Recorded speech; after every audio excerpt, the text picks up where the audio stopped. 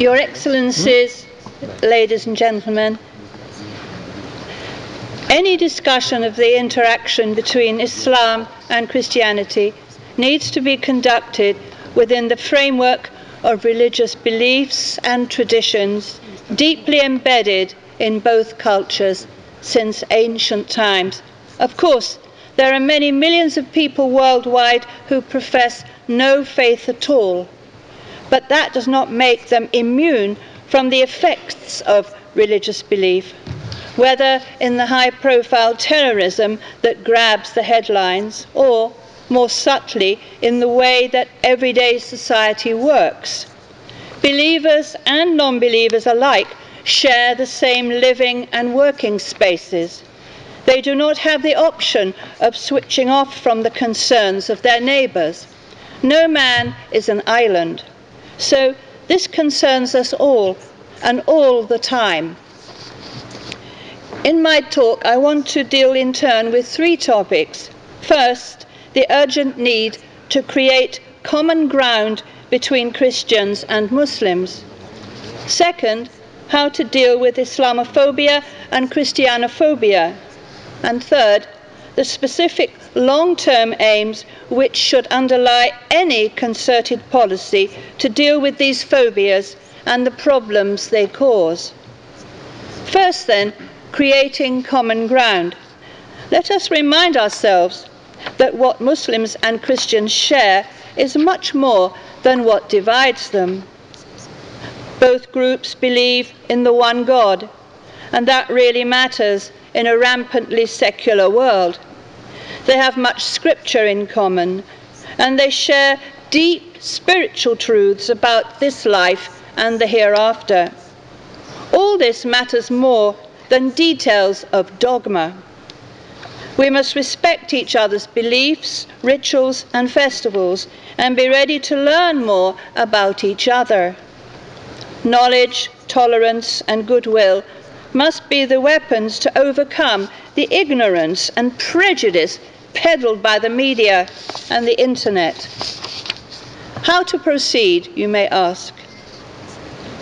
School curricula should introduce children to the major faiths from year one, raising awareness of other faiths, their rituals and festivals. Local authorities and charities should support adult education classes tackling key everyday practices such as prayer, charitable giving, fasting, veiling, food and drink, and fostering ethical standards. Let children see worship in action in mosques and churches. Celebrate how differences within these living faiths express diversity and pluralism.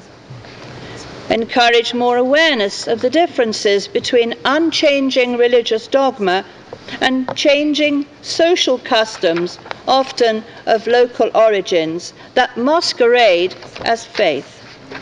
Acknowledge that some customs, such as the segregation of girls from boys in school activities or veiling, may have difficult implications, whether these are social or security related. Explain the hijacking of religious faith and practice by terrorists, whether these are so-called Muslim, e.g. ISIS, or Christian, e.g. the IRA. This is a burning issue worldwide and demands much more public debate than it has received. Second, how should we deal with the fear of the other religion and its adherents? Greater reciprocal understanding is the key.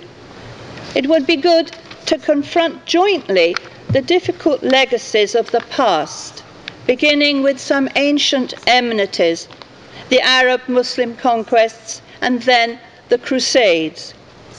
The destructive impact of Western colonialism and interference in the Islamic world during the past 200 years or so must be fully acknowledged. And to counterbalance these sad memories, we should give due weight to the profound, extensive cultural and scientific interplay between Islam and Christianity over the centuries, a process which has incalculably enriched both sides. Increasing globalization lends a new urgency to fostering this better understanding, for we see now a seismic movement of peoples in response to political and economic catastrophes across much of the planet.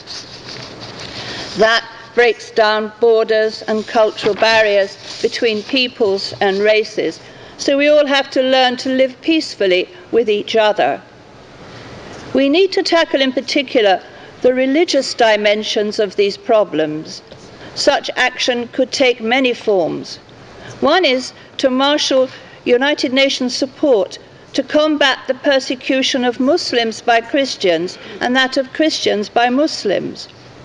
Another is to launch at national and international level more interfaith programs.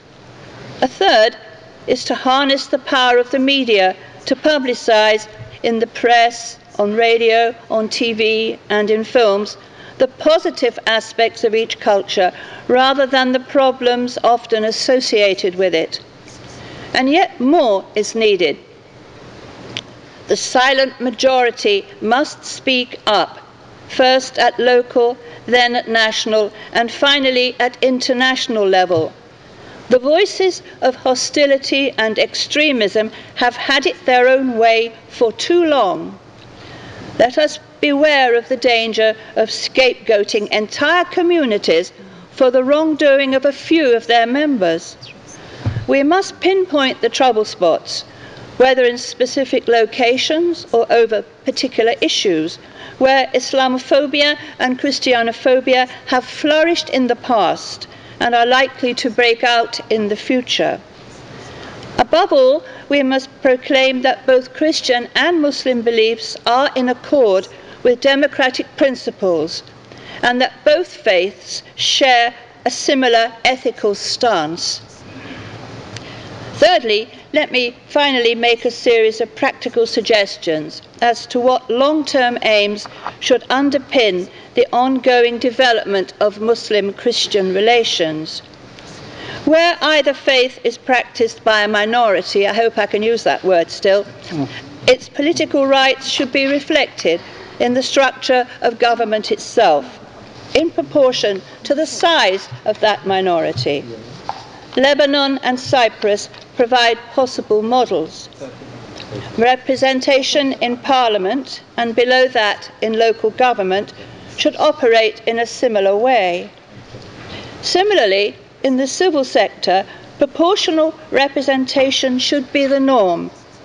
The professions at large, civil service, armed forces, police, education, health services, the law, and so on, should operate a minimum recruitment quota from minorities, again calibrated according to the size of a given minority. No profession should be closed to minorities.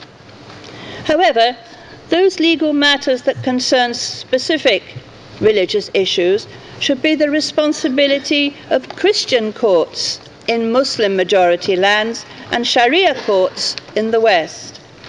A useful parallel is provided by the Beit Din Jewish courts in the United Kingdom. But it should be stressed that in general the law of the land must take precedence over religious law. In all such matters, freedom of worship and of religious practice should be specifically acknowledged as an inalienable principle. A crucial long-term aim must be to improve the position of women in social, economic, and religious terms. It's often overlooked that both Christian and Muslim ideals and scriptural texts proclaim similar messages in this matter. It's important to recognize and not to minimize the prevalence of gender stereotyping and discrimination. The underlying aim must be to foster gender equality and gender empowerment across the world as a basic human right. Note the emphatic tone.